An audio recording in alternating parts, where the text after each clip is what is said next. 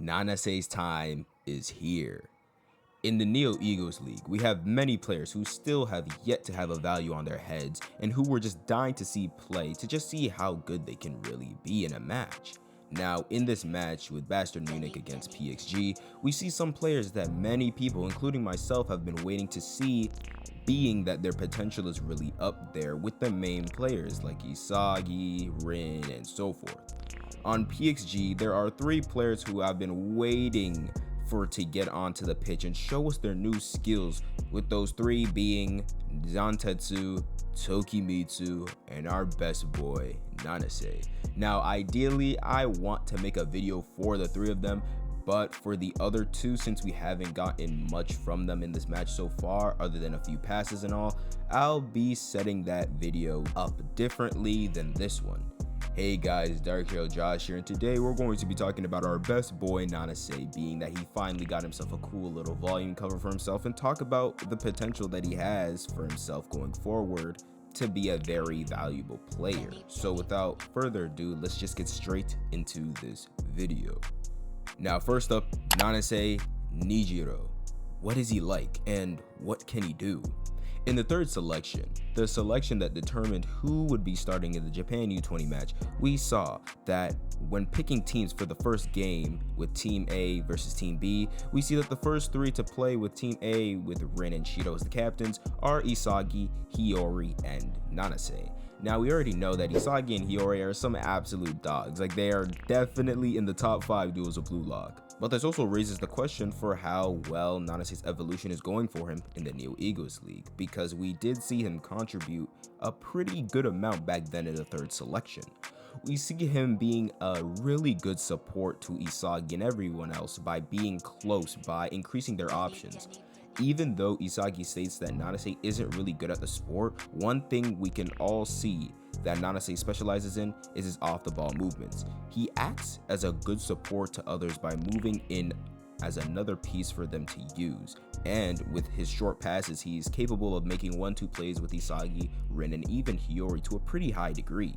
He's also good at keeping the ball away and connect passes, so we know his physical is actually pretty solid.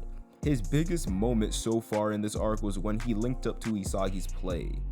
Nanase says that when he looks at Rin and Shiro's movements, he can't really figure out what they're trying to do, but the only person's movements he can read is Isagi's. By doing this, he changed Isagi's situation from a bad for business situation to a good for business situation by allowing himself to be used as another puzzle piece for Isagi, as Isagi used this chance to escape the eyes of Karasu and give him a vision of his very own goal.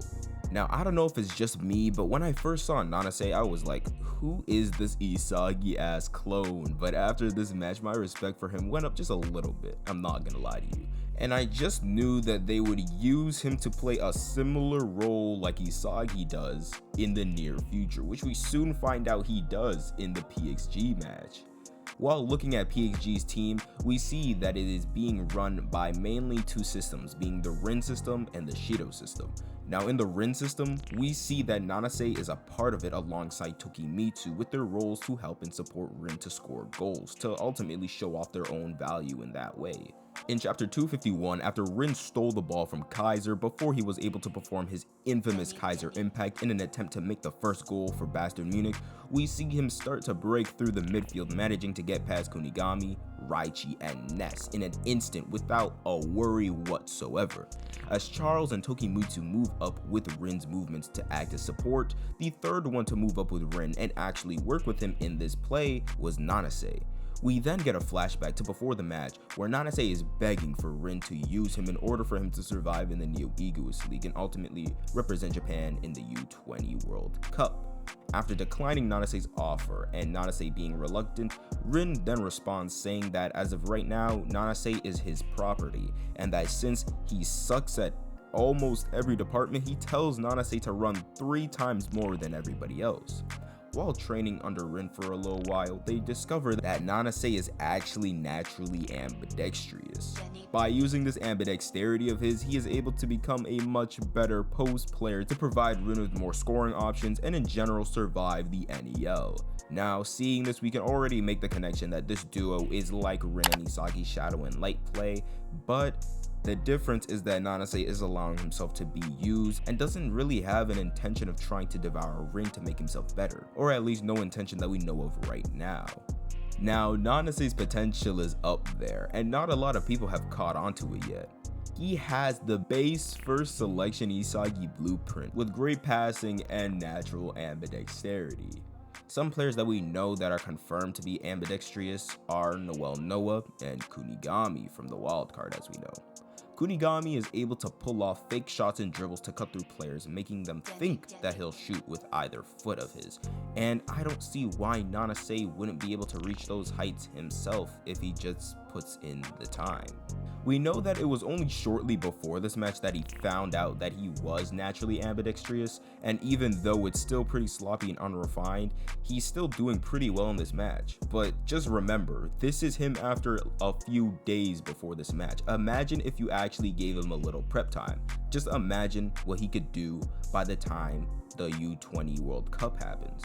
I can see him making the cut for the U20 World Cup actually, and being a great support player to the main strikers of the team like Rin or Isagi, or even like characters like Baro or Nagi or Shido, and being very useful in those situations where they need to break through the opponent's half with a little 1-2.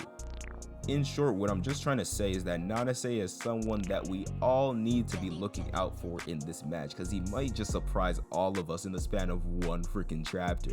But with that, that's all I've got for you guys today about our boy Nanase Nijiro.